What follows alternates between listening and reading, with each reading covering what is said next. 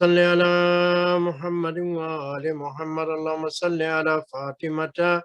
وأبيها وبعلها وبنيها والسر المستودع فيها بعدد ما أحاط به علمك. بسم الله الرحمن الرحيم. اللهم صل على محمد وآل محمد. بسم الله الرحمن الرحيم. ياسين والقرآن الحكيم إنك لمن المرسلين على صراط مستقيم تنزيل العزيز الرحيم لتنذر قوما ما أنذر آباؤهم فهم غافلون لقد حق القول على أكثرهم فهم لا يؤمنون إن جعلنا في أعناقهم أغلالا فإلى الأذقان فهم مقمحون وجعلنا من بين أيديهم سدا ومن خلفهم سدا فأغشيناهم فهم لا يبصرون وسواء عليهم أأنذرتهم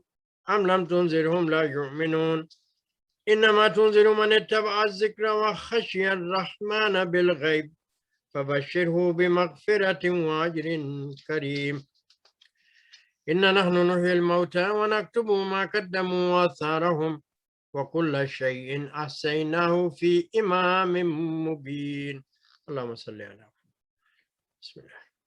واضرب لهم مثلا أصحاب القرية إذ جاءها المرسلون إذ أرسلنا إليهم اثنين فكذبوهما فعززنا بالثالث فقالوا إنا إليكم مرسلون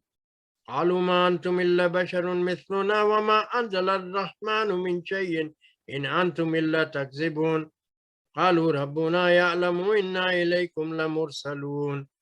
وما علينا إلا البلاغ المبين قالوا إنا تطيرنا بكم لئن لم تنتهوا لنرجمنكم وليمسنكم منا عذاب أليم قالوا طائركم معكم أئن ذكرتم بل أنتم قوم مسرفون وجاء من أقصى المدينة رجل يسعى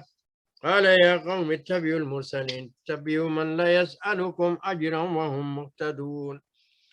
وما لي لا أعبد الذي فطرني وإليه ترجعون أأتخذ من دونه آلهة إن يردني الرحمن بضر لا تغني عني شفاعتهم شيئا ولا ينقذون إني إذا لفي ضلال مبين إني آمنت بربكم فاسمعون قيل ادخل الجنة قال يا ليت قومي يعلمون بما غفر لي ربي وجعلني من المكرمين وما أنزلنا على قومه من بعده من جند من السماء وما كنا منزلين إن كانت إلا صيحة واحدة فإذا هم خامدون يا حسرة على العباد ما يأتيهم من رسول إلا كانوا به يستهزئون ألم يروا كم أهلكنا قبلهم من القرون أنهم إليهم لا يرجعون وإن كل لما جميع لدينا محضرون وآية لهم الأرض الميتة وأحييناها وأخرجنا منها حبا فمنه يأكلون وجعلنا فيها جنات من نخيل وعنب وفجرنا فيها من العيون ليأكلوا من ثمره وما عملت أيديهم أفلا يشكرون سبحان الذي خلق الأزواج كلها مما تنبت الأرض ومن أنفسهم ومما لا يعلمون وآية لهم الليل نسلخ منه النهار فإذا هم مسلمون والشمس تجري لمستقر لها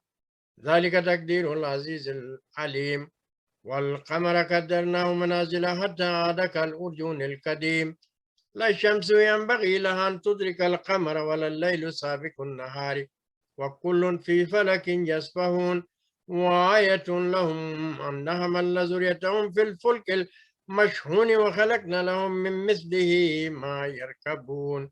وإن نشاء نغرقهم فلا صريخ لهم ولا هم ينقذون إلا رحمة منا ومتاعا إلى حين وإذا قيل لهم اتقوا ما بين أيديكم وما خلفكم لعلكم ترحمون وما تأتيهم من آية من آيات ربهم إلا كانوا عنها معرضين وإذا قيل لهم أنفقوا مما رزقكم الله قال الذين كفروا للذين آمنوا ونطعم من لو يشاء الله أطعمه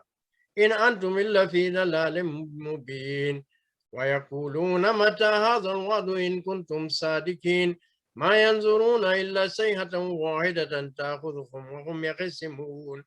فلا يستطيعون توصية ولا إلى أهلهم يرجعون ونفخ في الصور فإذا هم من الأجداث إلى ربهم ينسلون قالوا يا ويلنا من بعثنا من مركدنا هذا ما وعد الرحمن وصدق المرسلون إن كانت إلا صيحة واحدة فإذا هم جميع لدينا محضرون فاليوم لا تظلم نفس شيء ولا تجزون إلا ما كنتم تعملون إن أصحاب الجنة اليوم في شغل فاكهون هم وأزواجهم في ظلال على الأرائك متكئون لهم فيها فاكهة ولهم ما يدعون سلام قولا من رب رحيم وامتازوا اليوم أيها المجرمون ألم أعد إليكم يا بني آدم أن لا تعبدوا الشيطان إنه لكم عدو مبين وأن اعبدوني هذا صراط مستقيم ولقد أضل منكم جبلا كثيرا أفلم تكونوا تعقلون هذه جهنم التي كنتم توعدون اصلوها اليوم بما كنتم تكفرون اليوم نختم على أفواههم وتكلمنا أيديهم وتشهد أرجلهم بما كانوا يكسبون ولو نشاء لتمسنا على أعينهم فاستبقوا الصراط فأنى يبصرون ولو نشاء لمسخناهم على مكانتهم فما استطاعوا مضيا ولا يرجعون ومن نؤمره ننكس في الخلق أفلا يعقلون وما علمناه الشعر وما ينبغي له إن هو إلا ذكر وقرآن مبين لينذر من كان حيا ويهك القول على الكافرين أولم يروا أن خلقنا لهم مما عملت أيدينا أنعاما فهم لها مالكون وظللناها لهم فمنها ركوبهم ومنها يأكلون ولهم فيها منافع ومشارب أفلا يشكرون واتخذوا من دون الله آلهة لعلهم ينصرون لا يستطيعون نصرهم وهم لهم جند مقترون فلا يخوضنك قولهم إن نعلم ما يسرون وما يعلنون أولم يرى الإنسان أن خلقناه من نطفة فإذا هو خصيم مبين وضرب لنا مثلا ونسي خلقه قال من يحيي العظام وهي رميم قل يحيي الذي أنشأها أول مرة وهو بكل خلق عليم الذي جعل لكم من الشجر الأخضر نارا فإذا أنتم منه توقدون أوليس الذي خلق السماوات والأرض بقادر على أن يخلق مثلهم بلى وهو الخلاق العليم إنما أمره إذا أراد شيئا أن يقول له كن فيكون فسبحان الذي بيده ملكوت كل شيء وإليه ترجعون صدق الله العلي العظيم وصدق رسوله الكريم اللهم صل على محمد وآل محمد وعجل فرجهم اللهم صل على محمد وآل محمد بسم الله الرحمن الرحيم اللهم إني أفتتح الثناء بحمدك وأنت مسدد لثواب بمنك وأيقنت أنك أنت أرحم الراحمين في موضع العفو والرحمة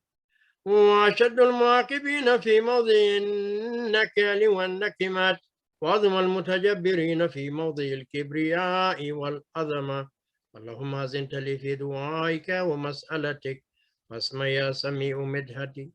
واجب يا رحيم دعوتي واكل يا غفور أثرتي فكم يا إلهي من كربة قد فرجتها وهموم قد كشفتها وأثرة قد أكلتها ورحمة قد نشرتها وهلكة بلاء قد فككتها الحمد لله الذي لم يتخذ صاحبة ولا ولدا ولم يكن له شريك في الملك ولم يكن له ولي من الذل وكبره تكبيرا سبحان الله والحمد لله ولا إله إلا الله والله أكبر ولله الحمد الحمد لله بجميع محامده كلها على جميع نعمه كلها الحمد لله لا مضاد له في ملكه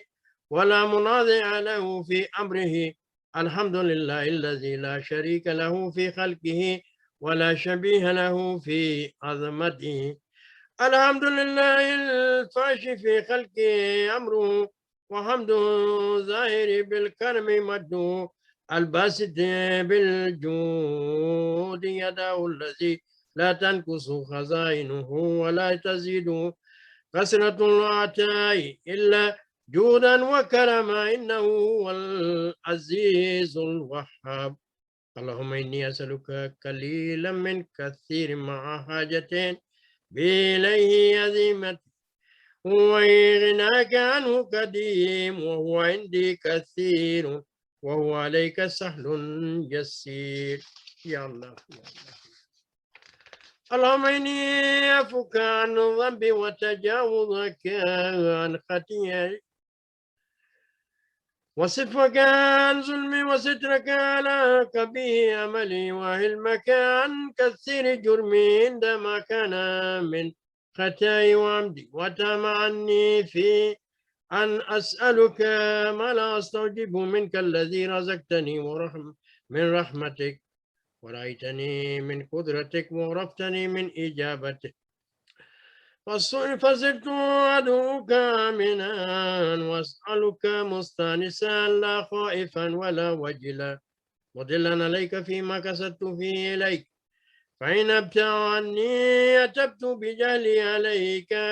ولعل الذي أبت عني هو خير لي لعلمك بعاقبة الأمور. فلم أرى مولا كريما أصبر على عبد اللئيم منك علي.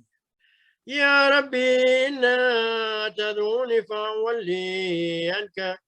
وتتحبب إلي وتبغض إليك، وتدعو علي في فلا أقبل منك، كأن لي تتول عليك، فلم يمنعك ذلك من رحمتي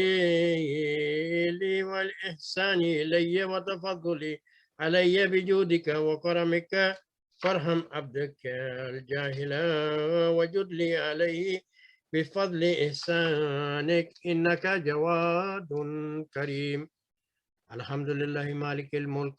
مجري الفلك مسخر الرياح فالك الإصباح ديان الدين رب العالمين. الحمد لله على علمه وعلى بعد علمه، والحمد لله على عفوه بعد قدرته، والحمد لله على طول يناته في غضبه، وهو قادر على ما يريد. الحمد لله خالق الخلق باسط الرزق فالك الإصباح ذي الجلال والإكرام والفضل والإنعام، الذي بعد فلا يرى وقرب فشهد النجوى تبارك وتعالى. الحمد لله الذي ليس له مناظر يعادل، ولا شبيه يشاكل، ولا زهير يعاضده، كهر بعزته العزاء وتواضع لعظمته، ولعظمته العظمى فبلغه بقدرته ما يشاء. الحمد لله الذي يجيبني حين أناديه، ويستر على كل عورة وأنا عاصيه، ويعزم النعمة علي فلا أجازه، فكم من موهبة هنية قد أعطاني، وعظيمة مخوفة قد كفاني، وبهجة منقة قد أراني، فأثني عليه حامدا واذكره مسبحا. الحمد لله الذي لا يهتك حجابه، ولا يغلق بابه، ولا يرد سائله. يا الله يا، ولا يرد سائله، ولا يخيب عامله. والحمد لله الذي يؤمن الخائفين، وينجيه الصالحين، ويرفع المستضعفين، ويذاء المستكبرين، ويهلك ملوكا ويستخلف آخرين. والحمد لله كاسم الجبارين مبر الظالمين مدرك الحاربين نكال الظالمين صريخ المستصرخين موضع حاجات الطالبين معتمد المؤمنين. الحمد لله الذي من خشيته ترعد السماء وسكانها، وترجف الأرض وعمارها وتموج البحار ومن يسبح في غمراتها. الحمد لله الذي هدانا لهذه وما كنا لنهتدي لولا أن هدانا الله. الحمد لله الذي يخلق ولم يخلق ويرزق ولا يرزق ويطعم ولا يطعم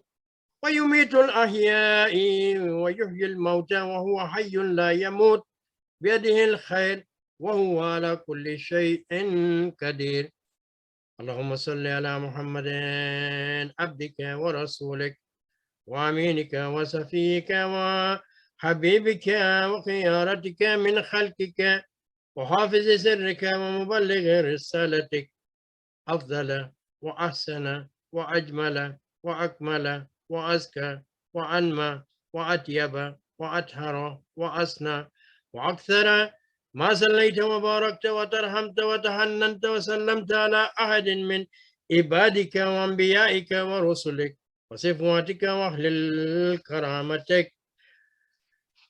عليك من خلقك. اللهم صل على علي أمير المؤمنين ووصي رسول رب العالمين عبدك ووليك وأخي رسولك وحجتك على خلقك وآيتك الكبرى والنبأ العظيم. وصل على الصديقة الطاهرة فاطمة الزهراء سيدة النساء العالمين. وصل على سبط الرحمة وإمام الهدى الحسن والحسين سيد شباب أهل الجنة. وصل على الأئمة المسلمين علي بن الحسين ومحمد بن علي وجعفر بن محمد وموسى بن جعفر وعلي بن موسى ومحمد بن علي وعلي بن محمد والحسن بن علي. Please be standing. والخلف الحادي المهدي هججك على عبادك وأمنائك في بلادك صلاة كثيرة دائمة. اللهم صل على ولي أمرك القائم المؤمل وعدل المنتظر وحفه بملائكتك المقربين وأيده بروح القدس يا رب العالمين. اللهم صل على اللهم اجعله داعيا إلى كتابك والقائم بدينك. استخلفوا في الأرض كما استخلفت الذين من قبله مكن له دينه الذي ارتزيته له عبدله من بعد خوفه أمنا يعبدك لا يشرك بك شيئا. اللهم أعزه وعزز به وانصره وانتصر به وانصره نصرا عزيزا وافتح له فتحا يسيرا واجعل له من لدنك سلطانا نصيرا. اللهم أظهر به دينك وسنة نبيك حتى لا يستخفي بشيء من الحق مخافة أحد من الخلق. اللهم إنا نرغب إليك في دولة كريمة تعز بها الإسلام وأهله وتذل بها النفاق وأهله وتجعلنا فيها من الدعاة إلى طاعتك والقادة إلى سبيلك وارزقنا بها كرامة الدنيا والآخرة. اللهم ما عرفتنا من الحق فحملناه وما كسرنا عنه فبلغنا. اللهم صل اللهم المام به شاسنا واشأب به صدقنا وارتق به فتكنا وكثر به كلتنا وعزز به ذلتنا واغن به عائلنا واقض به عن مغرمنا واجبر به فقرنا وسد به خلتنا ويسر به أسرنا وبيز به وجوهنا وفك به أسرنا وانجح به تالبتنا وانجز به مواعيدنا واستجب به دعوتنا وآتنا به سؤلنا وبلغنا به من الدنيا والآخرة أعمالنا وآتنا به فوق رغبتنا يا خير المسؤولين يا الله يا الله وأوسع المعطين يا اشفي به صدورنا واذهب به غيظ قلوبنا واهدنا به لما اختلف فيه من الحق بإذنك إنك تهدي من تشاء إلى صراط مستقيم وانصرنا به على عدوك وعدونا إله الحق آمين. اللهم صل على اللهم إنا نشكو إليك فقد نبينا صلواتك عليه وعليه وغيبة ولينا وكثرة عدونا وقلة عددنا وشدة الفتن بنا وتظاهر الزمان علينا فصل على محمد وآله وإن على ذلك بفتح منك توجله وبالضر تكشفه ونصر تعزه وسلطان حق تظهره ورحمة منك تجللناها وعافية منك تلبسناها برحمتك يا أرحم الراحمين. اللهم صل على محمد وآل محمد.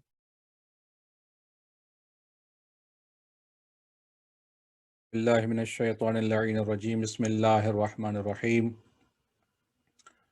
الحمد لله رب العالمين الصلاة والسلام على أشرف الأنبياء والمرسلين وعلى آله الطيبين الطاهرين المعصومين سيما إمام المنتظر الحجة الثاني عشر أرواحنا وأرواح العالمين لتراب مقدمه الفداء أما بعد فقد قال الله سبحانه تبارك وتعالى بسم الله الرحمن الرحيم يا أيها الذين آمنوا كتب عليكم الصيام كما كتب على الذين من قبلكم لعلكم تتقون. سب سے پہلے میں تمام مومنین اور مومنات کا بالخصوص جو رمضان سے مومنین مومنات ہیں ان کا شکریہ ادا کرتا ہوں کہ انہوں نے مجھے اس ماہ مبارک رمضان میں موقع فراہم کیا کہ میں آپ کی خدمت میں حاضر ہوں اور چند عرائض آپ کی خدمت میں پیش کر سکوں. دعا ہے کہ پروردگار عالم اس ماہ مبارک رمضان کی تمام عبادتیں، روزے، قرآن کی تلاوتیں اللہ تعالیٰ قبول فرمائے اور باقی دنوں کے اندر مزید توفیق عطا فرمائے. آپ تمام حضرات سے گزارش ہے کہ ایک مرتبہ سورہ الحمد اور 3 مرتبہ سورہ اخلاص پڑھ کے مرحومہ خورشید حسن اور مرحومہ اصغر بیگم اور مرحوم طالب حسین اور جتنے بھی بانیان مجلس کے محمد حسن اور رضا حسن کی جتنی مرحومین ہیں ان کے لیے تلاوت فرمائے اور اپنے مرحومین کے لیے. بسم اللہ الرحمن الرحیم الحمدللہ رب العالمین الرحمن الرحیم مالک یوم الدین ایاک نعبد و ایاک نستعین اہدنا الصراط المستقیم صراط الذین انعمت علیہم غیر المغضوب علیہم ولا الضالین. بسم اللہ الرحمن الرحیم قل هو اللہ احد اللہ الصمد لم یلد ولم یولد ولم يكن له كفوا أحد. بسم الله الرحمن الرحيم قل هو الله أحد الله الصمد لم يلد ولم يولد ولم يكن له كفوا أحد. بسم الله الرحمن الرحيم قل هو الله أحد الله الصمد لم يلد ولم يولد ولم يكن له كفوا أحد. دعا ہے کہ پروردگار عالم اس سورہ الحمد و سورہ قل اللہ اور اس مجلس کا ثواب ان تمام مرحومین کو عطا فرمائے جن کا نام لیا گیا ہے اور جن کا نام نہیں لیا گیا ان کی بھی روحوں کو اصحال فرمائے. جتنے مومنین یہاں پہ حاضر ہیں اللہ تعالیٰ ان سب کو اس ثواب میں شامل فرمائے. ماہ رمضان ہے اور اسی حوالے سے چند گزارشات آپ کی خدمت میں عرض کروں گا تاکہ ہمارے مرحومین اس ماہ مبارک رمضان کے فیوزات سے بہرمند ہو سکیں. اگرچہ وہ ہمارے درمیان نہیں ہے لیکن بہرحال ہمارے ذریعے سے انشاءاللہ خدا متعال ان کو ثواب عطا فرمائے، ان کو خوش فرمائے ہمارے اس مجلس سے، ہمارے اس ذکر سے، اور مزید ان کی مغفرت فرمائے اس ماہ مبارک رمضان میں انشاءاللہ. قرآن مجید کی آیت آپ کے سامنے میں نے پیش کی کہ جس میں پروردگار عالم ارشاد فرما رہا ہے یا ایھا الذین آمنوا کتب علیکم الصیام کما کتب علی الذین من قبلکم لعلکم تتقون. اے صاحبان ایمان، تمہارے اوپر روزوں کو لکھ دیا گیا ہے جس طرح سے گزشتہ امتوں کے اوپر لکھ دیا گیا تھا۔ علماء فرماتے ہیں کہ لکھنے کا مطلب یہ ہے کہ اللہ تعالیٰ نے فرض کیے ہوئے ہیں روزے، جس طرح سے گزشتہ امتوں کے اوپر روزے فرض تھے، اس طرح سے ہمارے اوپر بھی اللہ تعالیٰ نے روزے فرض کیے ہیں۔ اور یہ ایسی عبادت ہے کہ جو گزشتہ انبیاء کی جو امتیں تھیں ان پر بھی فرض تھا، البتہ اس کی کیفیت میں اختلاف ہے، لیکن بہرحال روزہ ان کے یہاں بھی تھا، ہمارے یہاں بھی ہے۔ اور پھر پروردگار عالم نے اس آیہ کریمہ کے اندر روزے کے فلسفے کو بیان فرمایا اور فرمایا کہ روزہ جو تمہارے اوپر فرض کیا گیا ہے، تمہارے لیے لکھا گیا ہے، وہ اس لیے ہے کہ لعلکم تتقون، شاید امید ہے کہ تم پرہیزگار بن سکو۔ تو یہ جو مختصر آیت ہے، یہ آیت روزے کے فلسفے کو بیان کر رہی ہے، اور اگر مزید انسان اس کی گہرائی میں جائے تو احادیث کی روشنی میں اگر دیکھے اور آیات کی روشنی میں اگر دیکھے تو انسان کو یہ سمجھ میں آتا ہے کہ یہ خدا متعال کے عظیم مہینے میں عظیم واجب ہے کہ جو اللہ تعالیٰ نے ہمارے پر فرض کیا ہے۔ ماہ رمضان خود مہینہ اللہ تعالیٰ کے مہینوں میں سے جتنے 12 مہینے ہیں سب سے افضل ترین مہینہ ہے۔ ماہ رجب بھی بافضیلت مہینہ ہے، ماہ شعبان کی فضیلت بہت زیادہ ہے، لیکن ماہ رمضان کی فضیلت منفرد ہے۔ اور اس کی جو خصوصیت ہے ماہ رمضان کی، اس کی فضیلت کی جو خصوصیت ہے یا اس کے افضل ہونے کے کا جو سبب ہے، وہ یہ ہے کہ اس مہینے میں پروردگار عالم نے اپنے کلام کو نازل فرمایا، قرآن مجید کو نازل فرمایا، کہ جو خدا کا کلام ہے، جو افضل ترین کلام ہے، خدا نے اس مہینے میں نازل فرمایا، جس کی وجہ سے اس مہینے کو ایک اور جو ہے وہ امتیاز مل جاتا ہے اور اس کی اہمیت اور فضیلت بڑھ جاتی ہے۔ یہ مہینہ اگرچہ سال کے درمیان ہے، یعنی تقریباً آدھے سال کے گزرنے کے بعد یہ مہینہ آتا ہے، اور ہمارا سال ماہ محرم سے شروع ہوتا ہے، اور یہ درمیان میں تقریباً مہینہ آتا ہے، لیکن جو اولیاء اللہ ہیں، جو خدا کی معرفت رکھنے والے لوگ ہیں، جو اپنی اصلاح کرنا چاہتے ہیں، جو اپنی صفائی کرنا چاہتے ہیں اپنے وجود کی، ان کے لیے مہینہ سال کے آغاز کا مہینہ ہے، یعنی ان کا سال اس مہینے سے شروع ہوتا ہے۔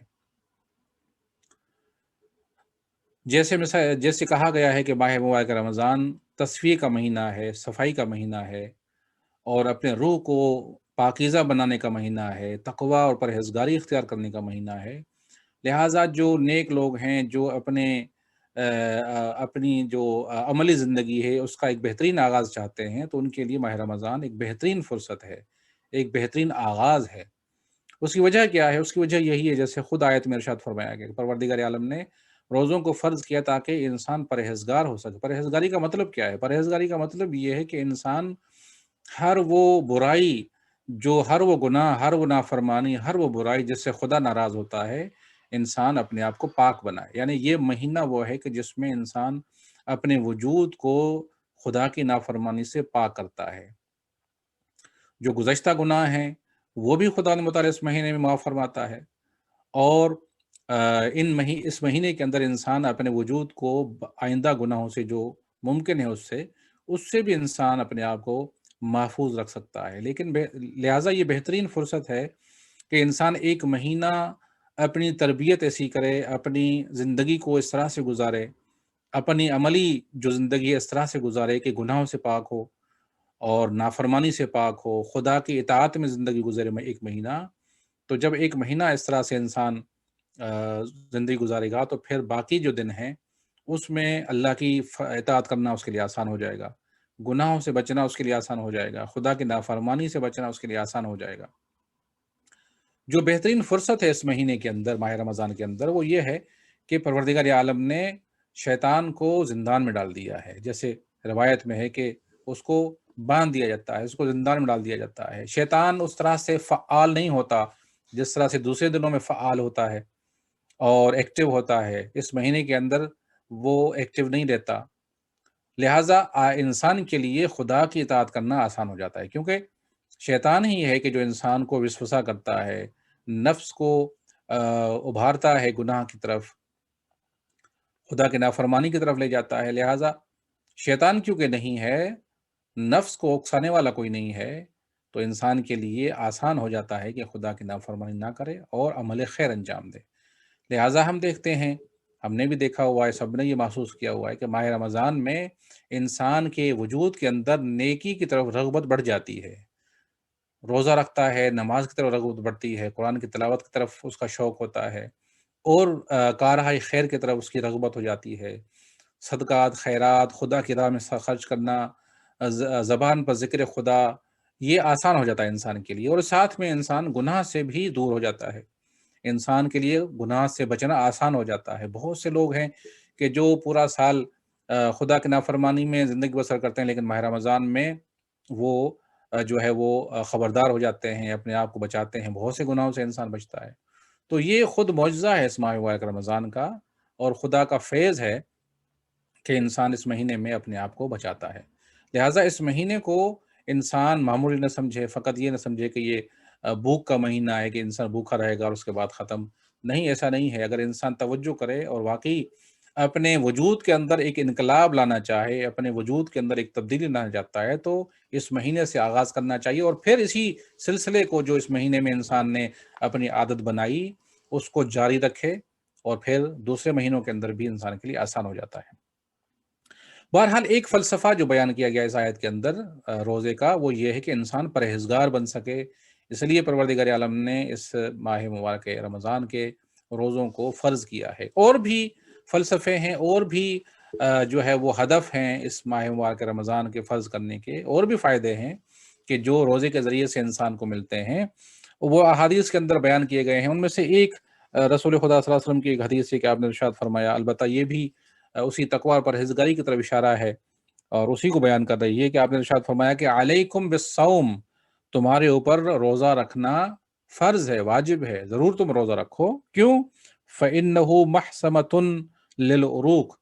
اس کا مفہوم یہ ہے کہ آپ نے فرمایا کہ روزے رکھنے کے ذریعے سے انسان کی شہوت کم ہوتی ہے، کمزور ہوتی ہے۔ انسان کے وجود کے اندر جو گناہوں کی طرف چیز لے جاتی ہے، وہ انسان کے وجود کے اندر شہوت کا مادہ ہے، اور یہ مختلف جہتوں سے ظاہر ہوتی ہے۔ کبھی انسان کو کھانے کی رغبت ہوتی ہے، کھانے پینے کا دیوانہ ہوتا ہے، تو یہ بھی ایک قسم کی شہوت ہے، کھانے کی شہوت ہے۔ اسی طرح سے جنسی شہوت ہے، اور بھی جو انسان کو اس قسم کی رغبتیں ہوتی ہیں کہ جو غلط رغبتیں ہیں، ان کو شہوات کہا جاتا ہے اسلامی نقطہ نگاہ سے۔ تو رسول خدا فرماتے ہیں کہ جو روزہ رکھتا ہے، تمہارے اوپر روزہ رکھنا فرض ہے، جو روزہ رکھے گا اس کو فائدہ یہ ہوگا کہ اس کی شہوت جو ہے وہ ہر قسم کی کم ہو جائے گی۔ رغبتیں، جو دنیاوی رغبتیں ہیں، جو شیطانی رغبتیں ہیں، وہ کم ہو جاتی ہیں۔ اور جیسے میں نے عرض کیا آپ کی خدمت میں کہ روزہ انسان کے اندر روزہ جب انسان رکھتا ہے تو اس کے روح میں تقویت ہوتی ہے، اس کے روح میں ایک طاقت آتی ہے، جس کی وجہ سے انسان کی یہ جتنی بھی شہوتیں ہیں یہ کمزور پڑ جاتی ہیں۔ لہٰذا ایک بہترین فائدہ ہے روزے کا، اور خاص طور پر نوجوانوں کے لیے میں عرض کروں گا، جنہوں نے جو نوجوان ہیں ابھی ان کی شادیاں نہیں ہوئی، جو ویسے بھی روایت میں ہے کہ جس کی شادی نہیں ہو سکتی، یا ابھی اس میں دیر ہے یا مشکلات ہیں، شادی نہیں کر سکتا کسی بھی وجہ سے، تو اس کے لیے فرمایا کہ اگر شادی کرنا اس کے لیے ضروری ہے، یا سمجھتا ہے کہ اگر شادی نہیں کرے گا گناہ مبتلا ہوگا اور شادی نہیں ہو سکتی، تو اس کے لیے جو علاج بتایا گیا ہے احادیث میں وہ یہ ہے کہ وہ روزے رکھے۔ روزے کے ذریعے سے شہوتیں کم ہوتی ہیں، کمزور پڑتی ہیں، لہٰذا شیطان اس کو جو ہے وہ اغوا نہیں کر سکتا، شیطان اس کو گمراہ نہیں کر سکتا۔ تو ایک فائدہ یہ بتایا گیا روزے کے حوالے سے۔ دوسرا فائدہ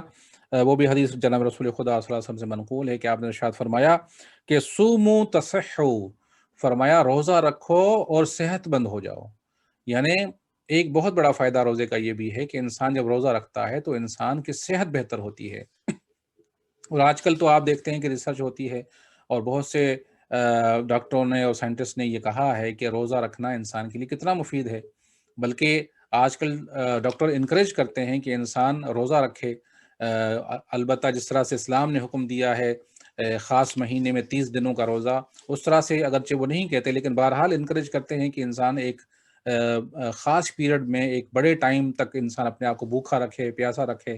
اس کے بہت سے فوائد ہیں، انسان کی صحت میں بہتری آتی ہے۔ آپ دیکھیں، ہم جو تجزیہ کرتے ہیں خود اپنے وجود کے اندر، جو لوگ روزہ رکھتے ہیں، تو آپ دیکھیں کہ روزے کے ذریعے سے بلڈ پریشر پر بھی قابو آتا ہے، روزے کے ذریعے سے ڈائبٹی کے اوپر بھی قابو آتا ہے، انسان کے جسم میں جو زہریلی چیزیں ہوتی ہیں جو کھانوں کی وجہ سے جمع ہو جاتی ہیں، روزہ رکھنے کے ذریعے سے ان میں بھی کمی آتی ہے،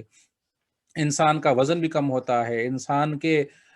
بدن میں چستی پیدا ہوتی ہے، انسان کے بدن سے سستی دور ہو جاتی ہے۔ تو اس طرح سے بے شمار فوائد ہیں روزے کے، کہ جس کی طرف یہ ایک حدیث جو دو کلموں پر مشتمل ہے اشارہ کر رہی، سومو تصحو، روزہ رکھو اور صحت مند ہو جاؤ۔ تو یہ کتنا عظیم عمل ہے کہ جس کے ذریعے سے انسان روحانی طور پر بھی ترقی کر سکتا ہے اور جسمانی صحت بھی اس کو مل سکتی ہے۔ لہٰذا یہ ایک عظیم چیز ہے کہ جو پروردگار عالم نے ہمارے لیے رکھی ہے۔ البتہ جو 30 دنوں کا پیریڈ ہے روزہ رکھنے کا، اس کے خاص فوائد ہیں، اور یہ جو اللہ تعالیٰ نے 30 دن رکھا ہے اور پھر ماہ رمضان کے اندر اس کو رکھا ہے، اور پھر خاص ٹائم پر یعنی فجر سے لے کر مغرب تک انسان بھوکا رہے گا اور پیاسا رہے اور روزے کی نیت سے رہے، تو اس کے بہت خاص فائدے ہیں۔ اگرچہ انسان نے ابھی وہ تمام فائدے کشف نہیں کیے، انسان نے اپنے علم کے لحاظ سے، اپنے ریسرچ کے لحاظ سے جو ان کو کشف ہوا ہے وہ بیان کیا ہے، لیکن تمام فوائد جو ممکن ہے انسان کی صحت کے لیے وہ ابھی تک کشف نہیں ہوئے، اور تمام فوائد جو روحانی ہو سکتے ہیں وہ بھی کشف نہیں ہوئے، البتہ بعض چیزیں احادیث کے اندر بیان کی گئی ہیں۔ لہٰذا ہمیں اس لحاظ سے بھی دیکھنا چاہیے کہ روزے کے مختلف فائدے ہیں، ڈیفرنٹ ڈائمینشنز کے لحاظ سے یہ روزہ مفید عمل ہے۔ دوسری حدیث میں آپ نے ارشاد فرمایا کہ ما من صائم یحضر قوما یطعمون الا صبحت اعضاؤه وکانت صلاۃ الملائکۃ علیہ وکانت صلاتهم استغفارا۔ اب روزے کے دوسرے فائدے بیان کیے جا رہے ہیں۔ فرمایا کہ اگر کوئی شخص روزہ رکھ کر کسی ایسے گروہ کے پاس جائے، کسی جگہ پر جائے جہاں پر لوگ کھانا کھا رہے ہوں، یعنی خود انسان روزے سے ہے لیکن دوسرے لوگ کھانا کھا رہے ہیں، البتہ ماہ رمضان میں کم ہوتا ہے اس طرح سے اگر مسلمانوں کے درمیان انسان ہو، کیونکہ سب نے روزہ رکھا ہوتا ہے، لیکن فرض کرتے ہیں کہ اگر انسان نے روزہ رکھا ہے، کہیں چلا گیا جہاں پر لوگوں نے روزہ نہیں رکھا، کھانا کھا پی رہے ہیں، تو اس سچویشن کے حوالے سے حدیث میں آیا ہے کہ اگر انسان وہاں پر جائے تو جو روزہ رکھنے والا ہے اس کے اعضاء و جوارح جب وہاں پہ جاتا ہے تو اس کے جتنے بھی باڈی کے پارٹس ہیں وہ سارے تسبیح کرتے ہیں، سبحت اعضاء وکانت صلاۃ الملائکۃ علیہ، اور ساتھ میں جتنے بھی فرشتے ہیں وہ سارے اس کے اوپر درود اور سلام بھیجتے ہیں، وکانت صلاتہم استغفارا، یعنی فرشتوں کا جو درود ہوتا ہے انسان کے لیے وہ یہ ہوتا ہے کہ اس کے لیے استغفار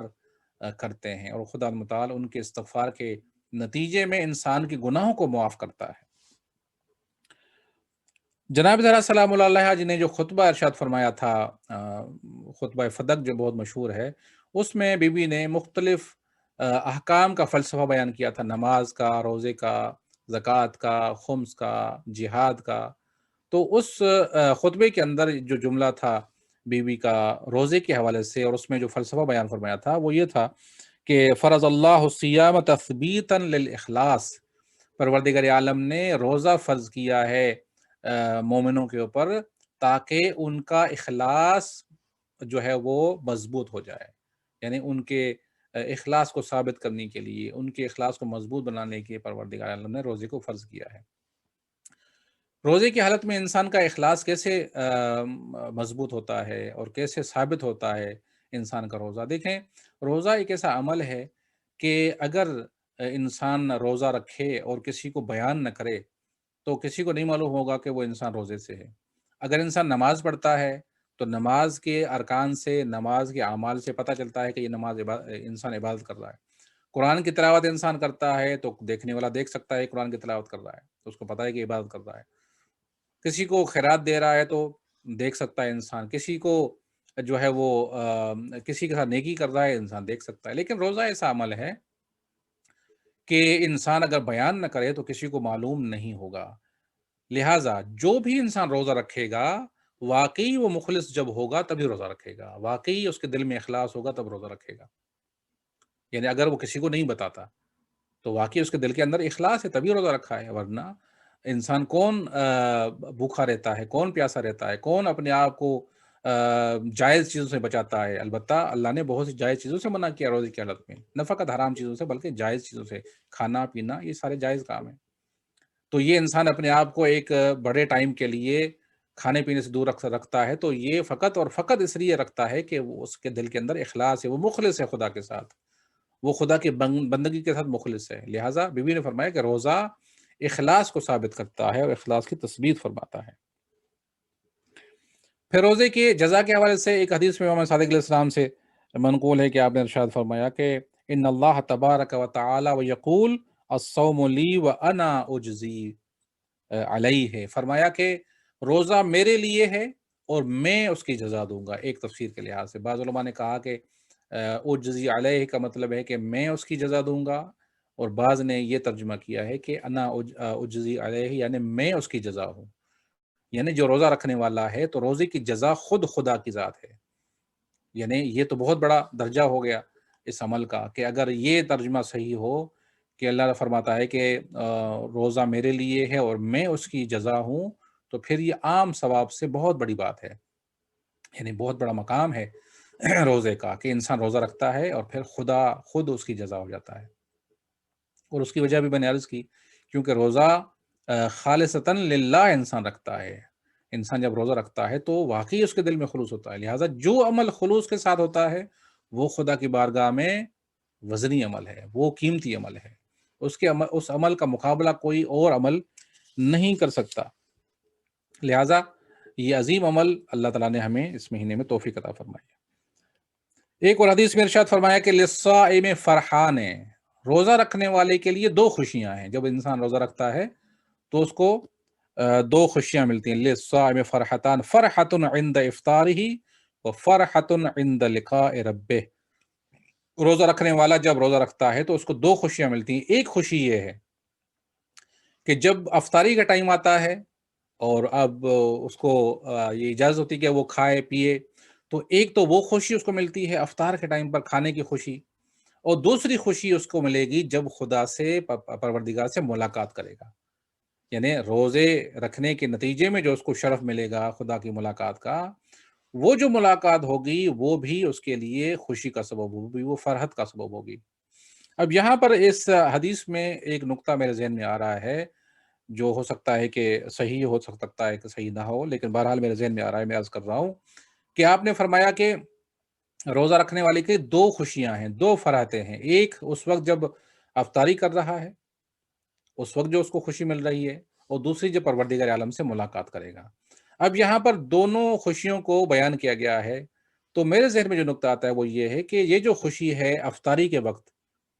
یعنی انسان جب افطار کرتا ہے تو اس وقت جو ایک فرحت اور خوشی انسان کو حاصل ہوتی ہے، یہ خوشی اور یہ فرحت اس قسم کی خوشی ہے، یعنی اس قسم کی مکمل طور پر تو نہیں البتہ، لیکن جزوی طور پر ہم کہہ سکتے ہیں کہ یہ خوشی اسی قسم کی خوشی ہے کہ جو انسان کو پروردگار کی ملاقات کے وقت خوشی حاصل ہوگی، اسی قسم کی خوشی ہے، اسی ٹائپ کی خوشی ہے، البتہ وہ خوشی اعلیٰ قسم کی ہے اور یہ کم ہے، لیکن اسی ٹائپ کی خوشی ہے۔ تو اس لحاظ سے بھی اگر آپ دیکھیں تو جو روزہ رکھنے والا ہے اس کا مقام کتنا بلند ہو جاتا ہے۔ امام حسن علیہ السلام سے سوال کیا گیا روزے کی علت کے بارے میں، اس کے فلسفے کے بارے میں، تو آپ نے ارشاد فرمایا لِيَجْدَ الْغَنِيُّ مَسَّ الْجُوعِ فَيَمُنَّ عَلَى الْفَقِيرِ۔ ایک اور فلسفہ بیان کیا گیا، جو چند فلسفے میں نے آپ کی خدمت عرض کیے وہ بھی، اور یہ بھی امام علیہ السلام نے ایک الگ سے فلسفہ بیان فرمایا کہ پروردگار عالم نے جو روزے کو فرض کیا ہے انسانوں کے اوپر، اس کی وجہ کیا ہے، اس کا فلسفہ کیا ہے؟ اس کی فلسفہ یہ ہے کہ غنی کو احساس ہو فقیر کا، یعنی جو مالدار لوگ ہیں، جن کے پاس کھانا ہے، جن کے پاس پینا ہے، جن کے پاس ہر چیز موجود ہے اللہ کی نعمتیں، اور جن کے پاس نہیں ہے،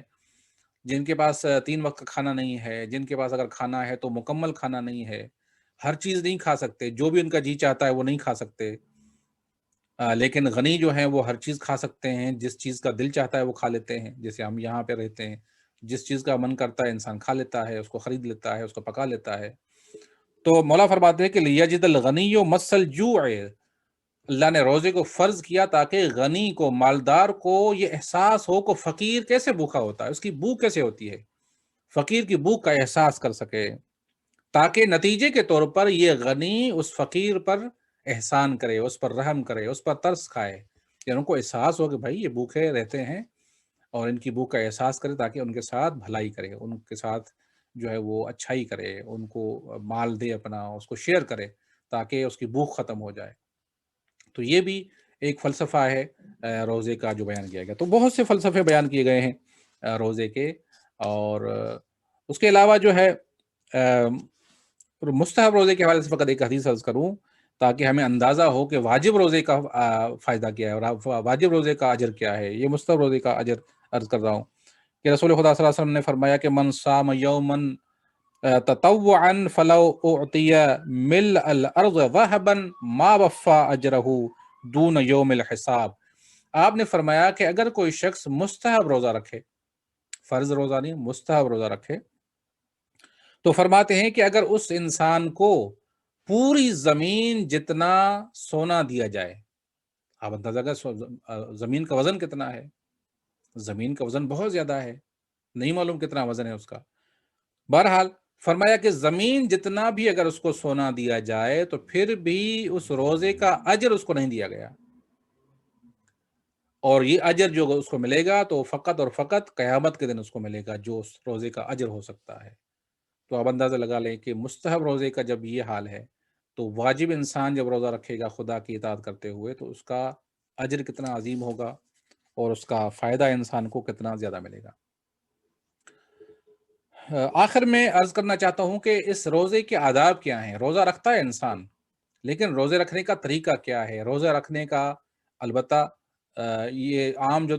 روزے رکھنے کا طریقہ ہے کہ بہت سی چیزوں سے انسان نے پرہیز کرنا ہے، کھانے پینے سے دور رہنا ہے، اور جو 8 چیزیں ہیں جو روزے کو باطل کرتے ہیں ان سے اپنے آپ کو بچانا ہے، وہ اپنے مقام پر، لیکن ایک دوسرے زاویے سے کہ روزے کا ادب کیا ہے، یعنی کس طرح سے روزہ رکھنا چاہیے، روزے کے آداب کیا ہیں، کس کیفیت کے ساتھ انسان کو روزہ رکھنا چاہیے۔ ایک حدیث میں جناب رسول خدا صلی اللہ علیہ وسلم نے ارشاد فرمایا،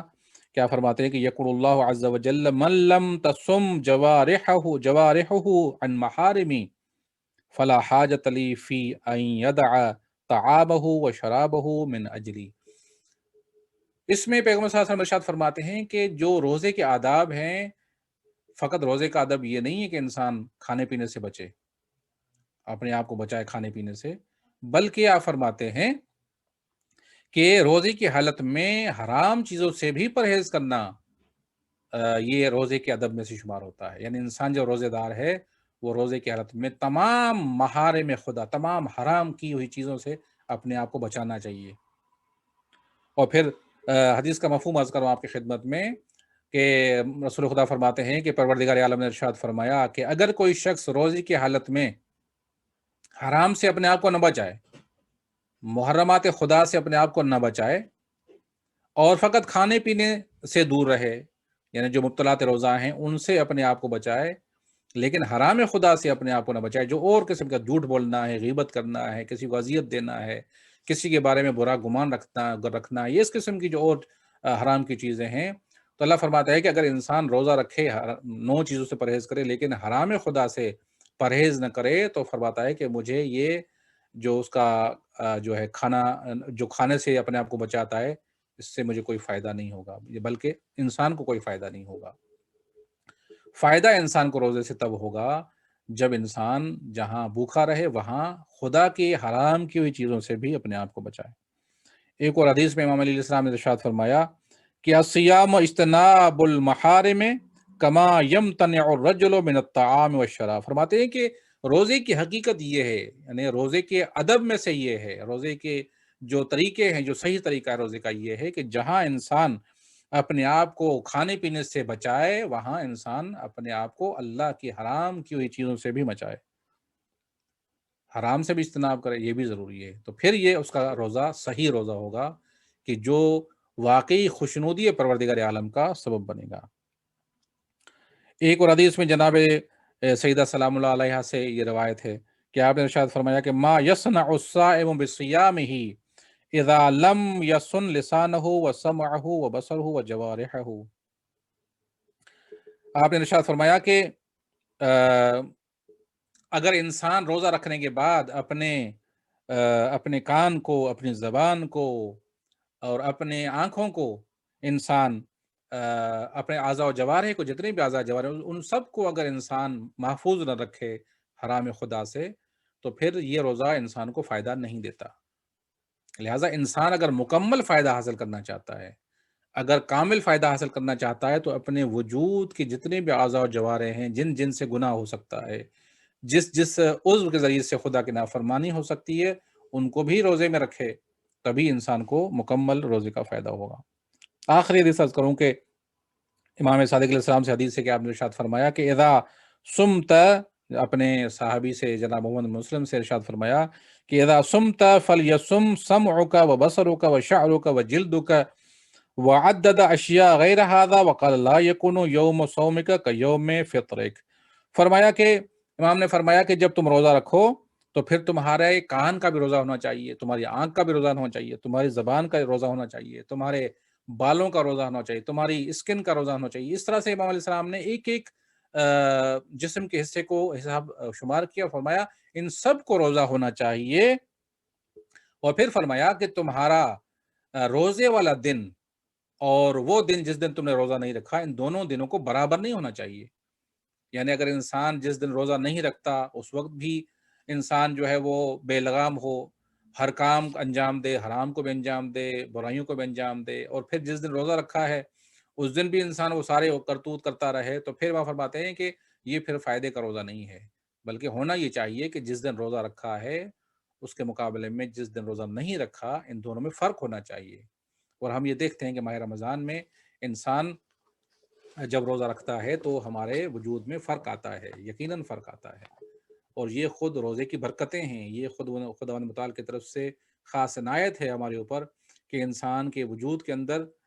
یہ تبدیلی آتی ہے، اور یہ روز بروز بڑھتی جاتی ہے۔ آپ دیکھیں، محسوس کریں کہ ماہ رمضان میں جب آپ روزہ شروع کرتے ہیں تو ابتدائی جو دن ہوتے ہیں روزے کے، اس کے مقابلے میں جو پیچھے والے دن ہیں ان میں انسان زیادہ اپنے اندر روحانیت محسوس کرتا ہے، اپنے روح کو لطیف پاتا ہے، انسان اپنے وجود کے اندر ایک الگ کیفیت محسوس کرتا ہے۔ یہ کیوں ہوتا ہے؟ یہ روزے کی برکتیں ہیں۔ یہ آہستہ آہستہ اگر انسان ان تمام شرائط کے ساتھ، جس میں نے عرض کیا، جو آداب میں نے عرض کیے کہ جیسے حدیث میں کہا گیا کہ انسان کے پورے وجود کا روزہ ہونا چاہیے، کان کا، آنکھ کا، زبان کا، تو پورے وجود کا اگر انسان روزہ ہو اور اس کیفیت کے ساتھ روزہ رکھے تو پھر اس روزے کا کوئی جواب نہیں ہے۔ اس روزے کی بہت زیادہ عظمت ہے۔ یہ روزہ پھر انسان کی اصلاح کرتا ہے، یہ روزہ انسان کو پھر روحانی طور پر ایک پرواز دیتا ہے، اور پھر ماہ رمضان کے بعد انسان اس قسم کے روزے کے نتیجے میں اپنے آپ کو بچا سکتا ہے باقی مہینوں کے اندر۔ لہٰذا ہمیں غنیمت سمجھنا چاہیے اس ماہ مبارک رمضان میں، اور پھر یہ ماہ رمضان ایسا عظیم مہمانی کا دسترخوان ہے خدا متعال کی طرف سے کہ پروردگار عالم نے جس طرح سے انسان دنیا کے دسترخوان پر بیٹھتا ہے، مختلف قسم کے کھانے ہوتے ہیں، چاول بھی ہوتے ہیں، کھانے بھی ہوتے، روٹی بھی ہوتی ہے، سالن ہوتا ہے، میٹھا ہوتا ہے، فروٹ ہوتا ہے، ہر چیز ہوتی ہے، مختلف قسم کی چیزیں ہوتی ہیں، تو پروردگار عالم نے اس ماہ مبارک رمضان کے دسترخوان پر بھی مختلف غذائیں رکھی ہیں، مختلف چیزیں رکھی ہوئی ہیں، البتہ ساری روحانی چیزیں ہیں جو پروردگار عالم نے اس مہمانی میں ہمارے لیے تیار فرمائی ہیں۔ نماز کو رکھا ہے، روزے کو رکھا ہے، قرآن کی تلاوت ہے، دعائیں ہیں، مناجات ہیں، اس طرح سے ذکر و اذکار ہیں، مختلف چیزیں پروردگار عالم نے رکھی ہیں، اور پھر ہر ایک چیز، مثلا نماز کو اگر آپ لے لیں تو مختلف قسم کی نمازیں ہیں، 1000 رکعت جو پورے مہینے میں مستحب ہے وہ نماز ہے، ہر شب کی نماز ہے، اور روزانہ پڑھنے والی نمازیں ہیں، اور مختلف قسم کی نمازیں ہیں۔ دعاؤں میں آپ چلے جائیں تو مختلف دعائیں آپ کو ملتی ہیں، لمبی دعائیں ملتی ہیں اگر کسی کے پاس زیادہ ٹائم ہے، مختصر دعائیں بھی ملتی ہیں جس کے پاس کم ٹائم ہے، سحر کے وقت دعا، افطاری کے وقت دعا، دن کے اندر دعا، رات کے وقت دعا، مختلف دعائیں رکھیں تاکہ جو بھی انسان جس مزاج کا ہو، جس کے پاس جتنا وقت ہو، اتنا انسان اس دسترخوان سے فائدہ اٹھا سکے۔ ذکر کے حوالے سے آپ دیکھیں، دعاؤں کے حوالے سے آپ دیکھیں، مناجات کے حوالے سے آپ دیکھیں، تو آپ کو مختلف چیزیں ملیں گی۔ لہٰذا ایک بہترین فرصت ہے یہ ماہ مبارک رمضان کہ جس میں انسان اپنے آپ کو وقف کرے ان چیزوں کے ساتھ۔ بعض علماء کے لیے ملتا ہے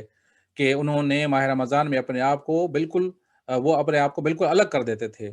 جیسے امام خمینی کے بارے میں بھی ہے کہ آپ نے جو ہے ماہ رمضان میں، حالانکہ بہت سے ان کے خطاب ہوتے تھے حکومت بنانے کے بعد،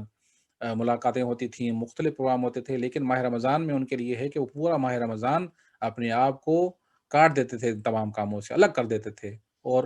مخصوص کر دیتے تھے اس مہینے کے ساتھ۔ تو لہٰذا ہمیں بھی زیادہ سے زیادہ اس مہینے کی برکتوں سے فائدہ لینا چاہیے، اس مہینے کی فرصتوں سے فائدہ اٹھانا چاہیے اور خدا کی راہ میں اس مہینے میں خرچ کرنا چاہیے، اور جو ہے وہ کوشش کرنی چاہیے کہ خدا کی خوشنودی اس مہینے میں انسان حاصل کرے۔ دعا کرتے ہیں کہ پروردگار عالم ہم سب کو اس مہینے میں مزید توفیق عطا فرمائے کہ ہم مزید اس کی اطاعت و فرمانبرداری کر سکیں اور اس دسترخوان سے زیادہ فیض حاصل کر سکیں۔ اپنی بات کو مکمل کرنے کے لیے چند جملے مصائب کے عرض کروں گا۔ عزیزو، یہ تمام عبادتیں اس وقت انسان کے کام آئیں گی جب انسان کے دل میں محبت اہل بیت ہوگی۔ محبت اہل بیت ایسا نمک ہے کہ جس نمک کے ساتھ ہماری عبادتوں میں لذت پیدا ہوتی ہے۔ اگر یہ نمک نہ ہو تو ہماری عبادتیں بے لذت ہیں، ان میں کوئی روح نہیں ہے۔ محبت اہل بیت ہماری عبادتوں کی روح ہے، چاہے نماز ہو، چاہے روزہ ہو، چاہے قرآن کی تلاوتیں ہوں۔ یہ محبت اہل بیت ہمارے لیے ایک عظیم اکسیر ہے کہ جو ہمارے اعمال کو قبولیت کے درجے پر لے جاتا ہے۔ اور پروردگار عالم نے خود فرمایا پیغمبر سے کہ پیغمبر آپ کہہ دیں، اگر تم میری رسالت کا اجر دینا چاہتے ہو تو میری اہل بیت کے ساتھ، میرے قریبی رشتہ داروں کے ساتھ مودت کرو۔ تو یہ مودت کا حکم ہے اور یہ محبت کا حکم، یہی محبت کا حکم کی وجہ سے ہمارے دلوں کے اندر جب امام حسین کا نام سنتے ہیں تو ہمارے دل میں غم پیدا ہو جاتا ہے، ہمارے دل محزون ہو جاتے ہیں۔ امام حسین علیہ السلام کے جو شہادت کے دن ہیں ان میں بھی شہادت پڑھی جاتی ہیں، لیکن ہم بھی کوشش کرتے ہیں کہ کبھی کبھی جب ذکر ہو تو امام حسین السلام کا ذکر ہونا چاہیے، آپ کے مصائب کا ذکر ہونا چاہیے۔ شب عاشور، ایک دو جملے عرض کروں گا۔ شب عاشور وہ شب تھی کہ جس شب میں امام حسین علیہ السلام نے اپنے اعوان و انصار کو جمع کیا، تمام اصحاب کو جمع کیا، اپنے عزیزوں کو جمع کیا، اپنے جانثاروں کو جمع کیا، اور پھر ایک طویل خطبہ دیا آپ نے، اور اس خطبے میں آپ نے مختلف باتیں کی، اور اس میں آپ نے ارشاد فرمایا کہ دیکھو تم میرے بہترین اصحاب ہو، جیسے اصحاب مجھے ملے ہیں اس طرح سے کسی کو بھی اصحاب نہیں ملے، نہ میرے نانا رسول خدا کو ایسے اصحاب ملے،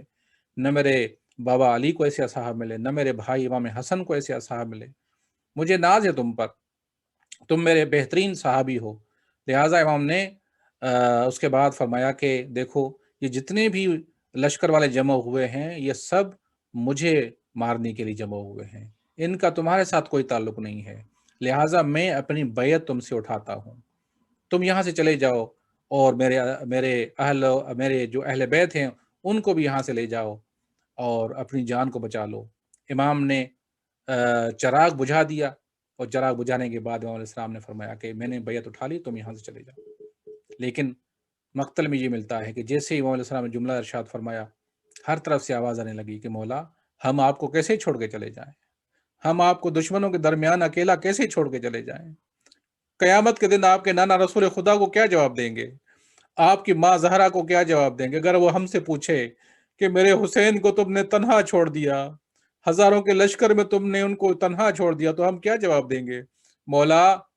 ہم آپ کو کبھی چھوڑ کر نہیں جائیں گے۔ جناب زہیر ابن قین نے فرمایا کہ عرض کیا کہ مولا اگر مجھے 1000 مرتبہ بھی قتل کیا جائے اور زندہ کیا جائے پھر قتل کر دیا جائے تو میں آپ کی حمایت نہیں چھوڑوں گا، میں آپ کی طرفداری نہیں چھوڑوں گا، میں آپ کو چھوڑ کے نہیں جاؤں گا۔ اسی طرح سے ہر ایک صحابی نے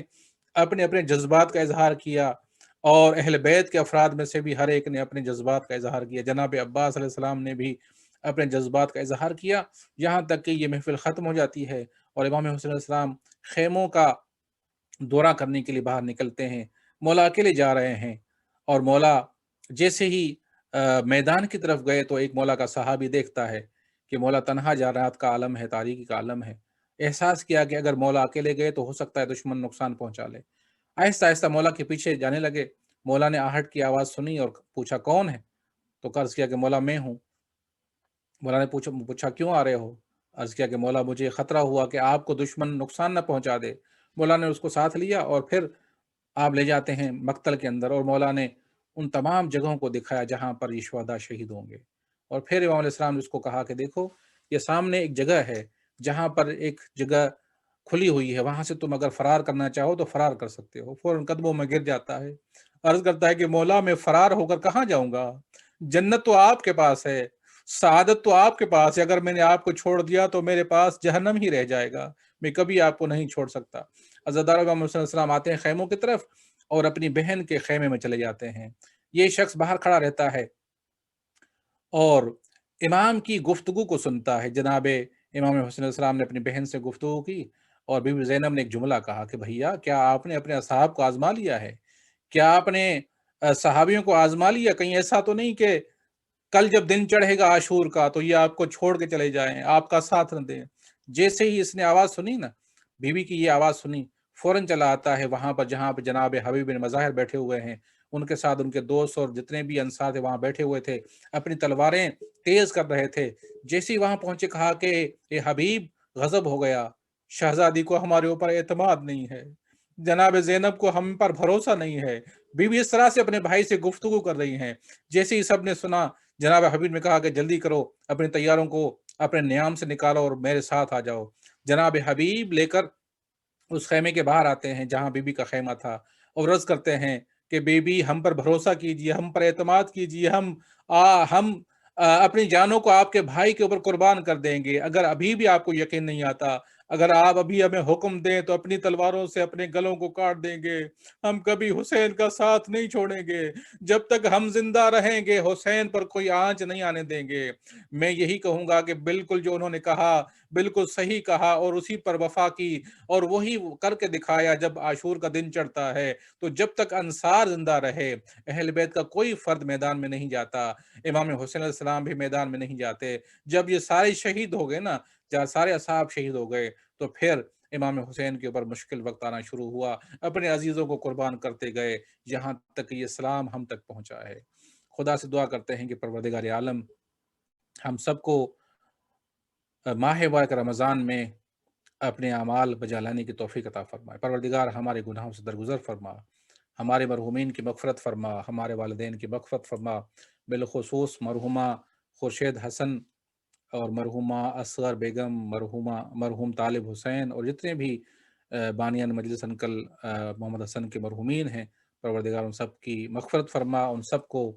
इस सवाब में शरीक फ़रमा और हमारे मरहूमीन को भी इस सवाब में शरीक फ़रमा। परवरदिगार बहक़ मोहम्मद व आले मोहम्मद जितने मोमिनात बीमार हैं, बिलख़ुसूस जो कोरोना में मुब्तला हैं, परवरदिगार सबको शफ़ाए कामिला अता फ़रमा। परवरदिगार बहक़ मोहम्मद व आले मोहम्मद इस वबा का इस दुनिया से ख़ात्मा फ़रमा, हमारी ज़िंदगियों को आसान फ़रमा, हमारी मस्जिदों को, इमाम बारगाह को आबाद फ़रमा। परवरदिगार बहक़ मोहम्मद व आले मोहम्मद जितने मोमिनात इमाम हुसैन की ज़ियारत की तमन्ना रखते हैं उनको ज़ियारत नसीब फ़रमा। दुनिया में इमाम हुसैन की ज़ियारत मरने के बाद उनकी शफ़ाअत नसीब फ़रमा। परवरदिगार बहक़ मोहम्मद व आले मोहम्मद बानियान मजलिस के रिज़्क़ रोज़ी बरकत अता फ़रमा, उनकी मुश्किलात परेशानी दूर फ़रमा, उन सबको सेहत और सलामती अता फ़रमा। जितने मोमिनात शरीक हुए हैं इस प्रोग्राम के अंदर परवरदिगार उन सबको अजर अज़ीम अता फ़रमा, उन सब के मरहूमीन की मग़फ़िरत फ़रमा। परवरदिगार बहक़ मोहम्मद व आले मोहम्मद दुश्मनान इस्लाम को नेस्तनाबूद फ़रमा। जहाँ जहाँ मोमिनात रह रहे उनकी जान माल आबरू की हिफाजत फ़रमा। परवरदिगार बहक़ मोहम्मद व आले मोहम्मद इमाम के ज़ुहूर में ताजील फ़रमा, हम सबको उनके आवन व अंसार में शुमार फ़रमा। रब्बना तक़ब्बल मिन्ना इन्नका अंतस समीउल अलीम बिहक़्क़ि मुहम्मदिन व आलिहि त्वाहिरीन। आखिर में एक गुज़ारिश करूँगा आपकी खिदमत में कि हमारे पाकिस्तान में जहाँ पर मैं रहता हूँ, हमारे अपनी मस्जिद है, उसको हमने पुरानी थी और छोटी थी, उसको बड़ा करने के लिए उसको बना रहे हैं और उसकी तामीर हो रही है। तो आप मोमिनीन से गुज़ारिश है कि आप भी अपने मरहूमीन के इसल सवाब के लिए, अपने सवाब के लिए आप इसमें ताउन फ़रमाएँ। तो जो भी मोमिन ताउन करना चाहे अज़हर भाई से राब्ता करें और उनसे आप बात करें तो इंशाअल्लाह आपकी अमानत मुझ तक पहुँच जाएगी। आप तमाम से गुज़ारिश है कि इस माह मुबारक रमज़ान में दुआ करें और ख़ास तौर पर शब क़द्र में दुआ कीजिएगा अल्लाह ताला हम सब की दुआओं कबूल फ़रमाए और इस माह मुबारक रमज़ान में हमारी जितनी भी दुआएँ अल्लाह कबूल फ़रमाए, हमारी दुआएँ आपके हक़ में कबूल हों और आपकी दुआएँ हमारे हक़ में कबूल फ़रमाए। अस्सलामु अलैकुम व रहमतुल्लाहि व बरकातुहू।